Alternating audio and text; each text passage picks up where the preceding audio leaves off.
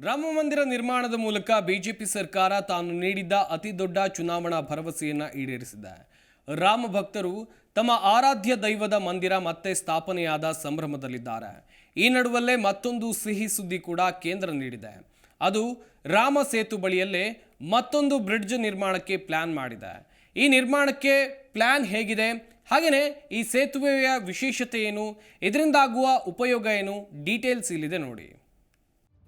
ರಾಮ ಮಂದಿರ ನಿರ್ಮಾಣದ ಮೂಲಕ ಬಿಜೆಪಿ ಸರ್ಕಾರ ತಾನು ನೀಡಿದ ಅತಿದೊಡ್ಡ ಚುನಾವಣಾ ಭರವಸೆ ಈಡೇರಿಸಿದೆ.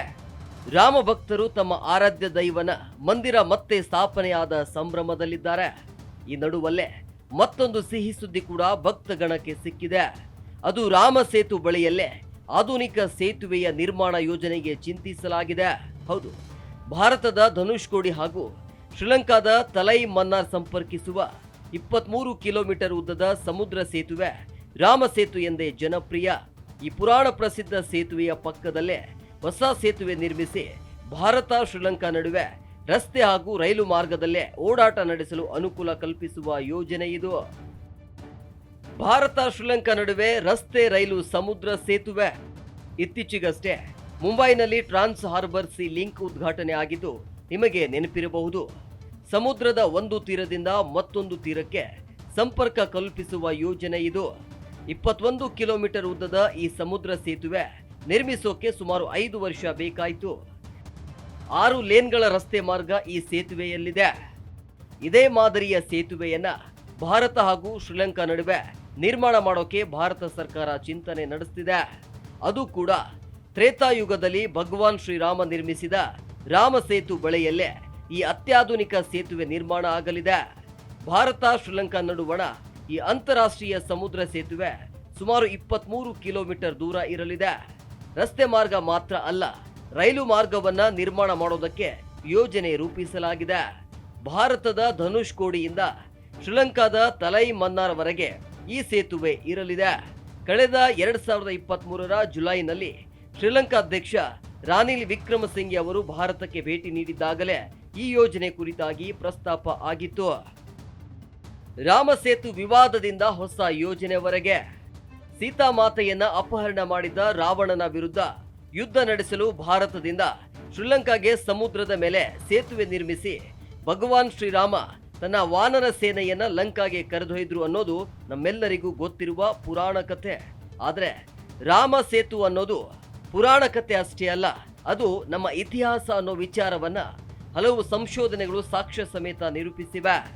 ಕೆಲವು ಸಮೀಕ್ಷೆಗಳು ಈ ಸೇತುವೆ ಪ್ರಾಕೃತಿಕವಾಗಿ ನಿರ್ಮಾಣಗೊಂಡಿರಬಹುದು ಅನ್ನೋ ಅಭಿಪ್ರಾಯವನ್ನ ಮುಂದಿಟ್ಟಿವೆ. ಅದೇನೇ ಇರ್ಲಿ, ಈ ಸೇತುವೆಗೆ ಧಾರ್ಮಿಕ ಮಹತ್ವ ಮಾತ್ರ ಅಲ್ಲ, ಐತಿಹಾಸಿಕ ಮಹತ್ವವೂ ಇದೆ. ಇವೆಲ್ಲದರ ನಡುವೆ 2005ರಲ್ಲಿ ಸೇತು ಸಮುದ್ರಂ ಯೋಜನೆ ಶುರುವಾಯಿತು. ಕೇರಳದಿಂದ ಹೊರಡುವ ಹಡಗುಗಳು ಚೆನ್ನೈ ತಲುಪಲು ಶ್ರೀಲಂಕಾ ದೇಶವನ್ನ ಸುತ್ತು ಹಾಕಬೇಕಾದ ಪರಿಸ್ಥಿತಿ ಇದೆ. ಹೀಗಾಗಿ ರಾಮ ಸೇತುವೆಯನ್ನ ಮಧ್ಯಕ್ಕೆ ತುಂಡರಿಸಿದ್ರೆ ಹಡಗುಗಳು ಸುಗಮವಾಗಿ ಸಾಗಬಹುದು ಅನ್ನೋ ಕಾರಣಕ್ಕೆ ಯೋಜನೆಯೊಂದನ್ನು ರೂಪಿಸಲಾಯಿತು. ಆದರೆ ಈ ವಿಚಾರ ನ್ಯಾಯಾಲಯದ ಮೆಟ್ಟಿಲೇರಿತ್ತು. ಕೇವಲ ಧಾರ್ಮಿಕ ಕಾರಣ ಮಾತ್ರ ಅಲ್ಲ, ಖನಿಜ, ಜೀವ ಸಂಪತ್ತಿನ ರಕ್ಷಣೆ ಹಾಗೂ ಹಲವು ಪ್ರಾಕೃತಿಕ ಹಾನಿಯ ಭೀತಿಯನ್ನ ಮುಂದಿಟ್ಟ ಹಿನ್ನೆಲೆಯಲ್ಲಿ ಈ ಯೋಜನೆಗೆ ನ್ಯಾಯಾಲಯ ತಡೆ ಕೊಟ್ಟಿತು. ನೂತನ ರಾಮ ಸೇತು ನಿರ್ಮಾಣ ವೆಚ್ಚ ಎಷ್ಟು? ನೂತನ ರಾಮ ಸೇತುವೆ ಸುಮಾರು 23 ಕಿಲೋಮೀಟರ್ ದೂರ ಇರಲಿದೆ ಅಂತ ಹೇಳಲಾಗ್ತಿದೆ. ಈ ಯೋಜನೆಗೆ ಸುಮಾರು 40,000 ಕೋಟಿ ರೂಪಾಯಿ ವೆಚ್ಚ ಆಗಬಹುದು ಅನ್ನೋ ಅಂದಾಜಿದೆ. 6 ತಿಂಗಳ ಹಿಂದೆಯೇ ಈ ಯೋಜನೆ ಕುರಿತಾಗಿ ಏಷ್ಯನ್ ಡೆವಲಪ್ಮೆಂಟ್ ಬ್ಯಾಂಕ್ ಜೊತೆ ಸರ್ಕಾರ ಮಾತುಕತೆ ನಡೆಸಿದೆ. ತಮಿಳುನಾಡಿನ ಧನುಷ್ಕೋಡಿ ಹಾಗೂ ಶ್ರೀಲಂಕಾದ ತಲೈ ಮನ್ನಾರ್ ನಡುವಣ ಈ ಸೇತುವೆ ಪಾಕ್ ಜಲಸಂಧಿಯ ಮೂಲಕ ಹಾದು ಹೋಗಲಿದೆ. ಈ ಮೂಲಕ ಸರಕು ಸಾಗಣೆ ವೆಚ್ಚ 50% ಕಡಿಮೆ ಆಗಲಿದೆ. ಇನ್ನು ಉಪಗ್ರಹಗಳ ಚಿತ್ರಗಳಲ್ಲಿ ಕಾಣಸಿಗುವ ಪುರಾತನ ರಾಮ ಸೇತುವೆ ಮೇಲೆಯೇ ಈ ಹೊಸ ಸೇತುವೆ ನಿರ್ಮಾಣ ಆಗತ್ತಾ ಅಥವಾ ಅದರ ಪಕ್ಕದಲ್ಲಿ ನಿರ್ಮಾಣ ಆಗತ್ತಾ ಅನ್ನೋದರ ಮಾಹಿತಿ ಇಲ್ಲ.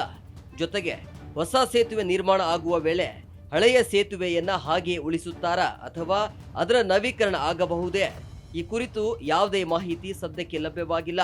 ಅದೇನೇ ಇರಲಿ, ಹೊಸ ಸೇತುವೆಯಂತೂ ನಿರ್ಮಾಣ ಆಗಲಿ, ಜೊತೆಗೆ ಹಳೆಯದು ಹಾಗೆ ಉಳಿಯಲಿ ಅನ್ನೋದು ಬಹುತೇಕರ ಆಶಯ. Bureau report, Zee Kannada news.